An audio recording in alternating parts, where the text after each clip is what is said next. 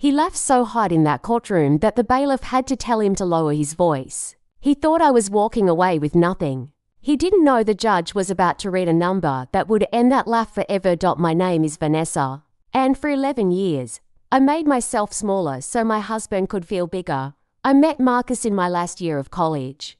He was charming back then, confident in a way that felt magnetic instead of arrogant. I fell fast.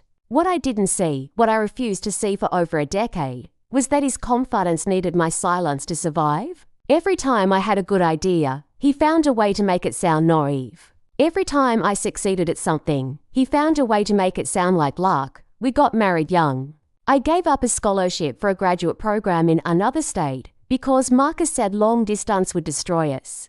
I told myself it was love. Looking back, it was the first of many times I disappeared a little to keep him comfortable. For years, I worked ordinary jobs while Marcus chased his dream of running his own real estate agency. I answered phones at a dental clinic. I did freelance bookkeeping on weekends. I told everyone I was just figuring things out, because that's what Marcus called it whenever anyone asked about my career. He'd laugh and say, "Vanessa's still finding herself." Like I was some directionless teenager instead of a grown woman quietly building something on the side that he never bothered to ask about. That something was a small online store I started in our spare bedroom, selling handmade organizational products, planners, drawer systems, closet solutions. I built it during nap times when we eventually had our daughter, Mia. I built it during Marcus's late nights at networking events that I later learned weren't always about networking.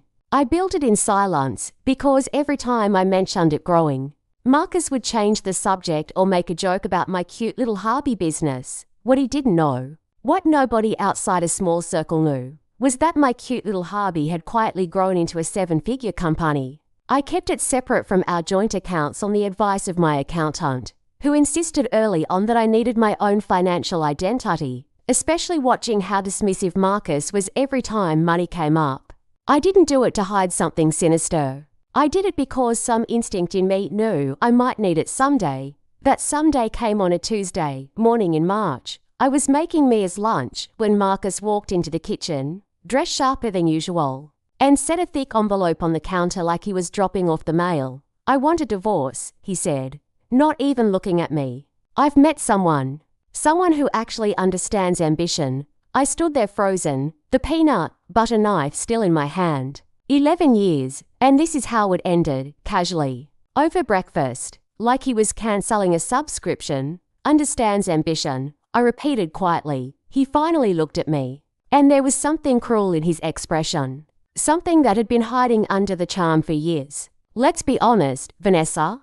You've never really had any. I've been carrying this family financially since the beginning. You'll get some support, maybe half the house equity, and that'll be that." I didn't cry. I didn't scream. I just asked him to leave for Mia's sake. And he did, smirking the entire way out the door like he'd already won something.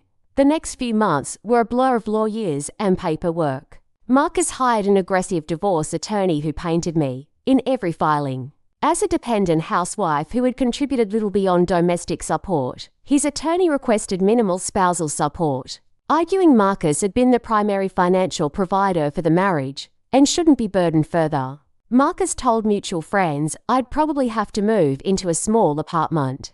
He told our daughter, in front of me, that Mommy's going to need to get a real job now. I said nothing. I let him believe exactly what he wanted to believe. Some people mistake your silence for weakness because they've never seen what quiet women build when no one's watching. My lawyer, a sharp, no-nonsense woman named Patricia, asked me one question when we first met. "Does he actually know what your business is worth?" I told her the truth. He didn't know the wholesale deal I'd signed with a national retail chain the year before. He didn't know about the acquisition offer I'd quietly turned down 8 months earlier because I wasn't ready to sell. He didn't know that what he called a cute little hobby had, by that point, been independently valued at just over $1 million. Patricia smiled for the first time in our meeting. "Then let's let the court find out." The court date arrived on a grey, rainy morning in October. Marcus showed up in a new suit, sitting beside his attorney with the same smug expression he'd worn the day he handed me those divorce papers. He barely glanced at me. To him, this was already over.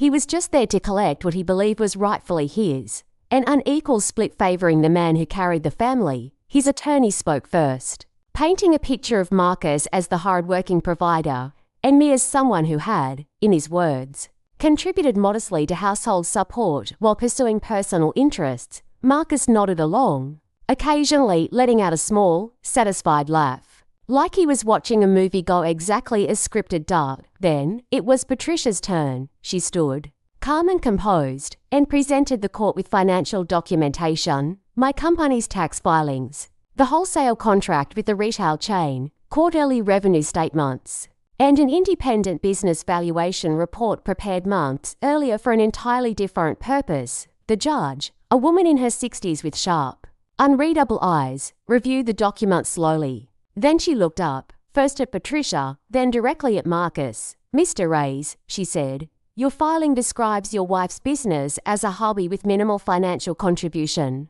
Can you explain this valuation report, which places the business's worth at $4.2 million, with your wife listed as sole owner? The courtroom went completely silent. Marcus's smirk didn't just fade, it collapsed. He turned to his attorney, whispering something frantic, but his attorney simply stared at the documents, clearly seeing them for the first time as well. Marcus had never once asked. He'd never once cared enough to look for ... million? Marcus said out loud, his voice cracking, loud enough that the bailiff shifted forward. The judge continued, unaffected by his shock. Given that this business was built independently by Mrs. Reyes during the marriage, with no financial or operational involvement from Mr. Reyes, and given the documentation showing Mr. Reyes was, in fact, the party with significant undisclosed credit card debt from what appears to be an extramarital relationship, this court will be re-evaluating the entirety of the proposed settlement. Marcus shot up out of his chair. This is insane. She never told me any of this. She hid this from me. Patricia responded calmly before I even had the chance to. Your Honor, my client is under no legal obligation to disclose the internal growth of a legally separate business entity to a spouse who repeatedly, verbally and in writing through his own attorney's filings, dismissed that same business as irrelevant. The judge simply nodded and moved forward with recalculating the settlement, this time factoring in Marcus's hidden debts, his diminished credibility, and the reality that I would be leaving that courtroom not as a dependent, but as a fully independent woman with a thriving company that he had spent years marking instead of respecting. I didn't feel triumphant watching Marcus unravel. I felt something quieter, something steadier. I felt seen, finally, not by him, but by myself, outside the courthouse. As rain tapped gently against the windows, Marcus caught up to me in the hallway, his composure completely gone. You could have told me, he said, almost pleading now. We could have used that money together. I looked at him for a long moment, thinking about every dismissive comment, every cute little Harvey joke. Every moment he made me feel small, so he could feel important. You never asked, I said quietly. Not once in 11 years did you ask what I was building. You only asked what I could give up for you. I walked away from him that day, not as the woman he predicted would struggle to find a small apartment, but as a woman who already owned the roof over her daughter's head. Free and clear, Dad. It's been 2 years now. My company has grown even further, and I recently opened a small mentorship program for women rebuilding their confidence and careers after years of feeling invisible in their own homes. Mia is thriving, watching her mother work not out of desperation, but out of quiet, steady purpose. If there's one thing I've learned, it's this: never let someone else's inability to see your worth convince you that you don't have any. Keep building, even in silence, even when no one's clapping. One day, the truth doesn't need your voice to be heard. It speaks for itself. Clearly, undeniably, in a room full of people who once underestimated you. If this story touched you, subscribe for more real stories about strength, betrayal, and the quiet power of women who rise.